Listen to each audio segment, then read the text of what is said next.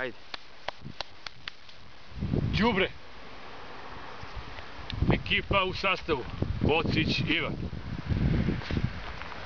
Kreni da se slikaš. Miljan Nikolić. I moja malenkost Ivan Ranđelović. Počistile 28. februara 2015. godine kompletan teren gde će se sutra održati Dan pastrmke. Ruke smo zavlačili u najveće bocke i žbunje.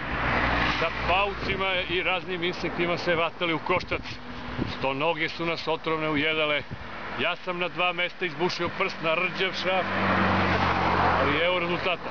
A sad ćemo da vidimo kako izgleda obala Moravice. I ovamo, posle našeg pohoda.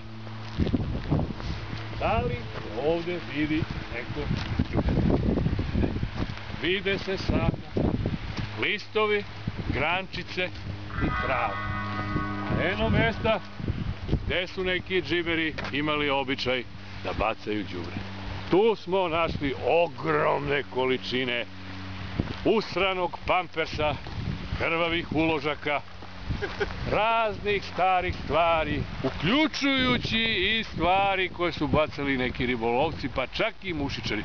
Prepoznali smo njihove limenke, njihove viljuške i kašike s kojima su jeli ovde i roštiljali. A gledaj sada, snimi, molim te, priđi bliže ovako, gledaj. Gde je to đubre? Eno ga gore.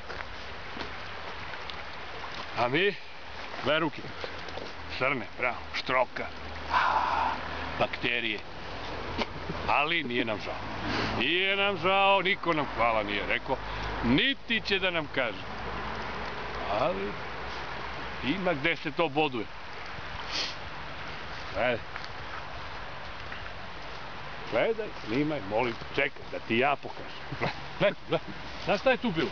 Tu su bili pampersi, gaće. Našli smo 4 para gaća ženskih. Znači, tu se dolazi i na seks. Tu su kondomi raznih vrsta, od dureksa, preko romeda. Pa ima raznih kvaliteta ima tu. Pa ružičasti, pa plavi, pa broj. Pa vise tu na sve strane, puni spermatozoida. Sve smo to mi našim prstićima hvatali u džakove ubacili. Gledajte. Tu je bila deponija puna nekih otrova. Znači hemikalija nekih koje bacaju poljoprivrednici. Neki hlor, nešto bez veze. To su 30 boca bile tu. Ja sam prst izgorao na neku kiselinu, ne znam šta je. Ako umrem, zbog toga. A reka? Da. Što u reku nismo bacili.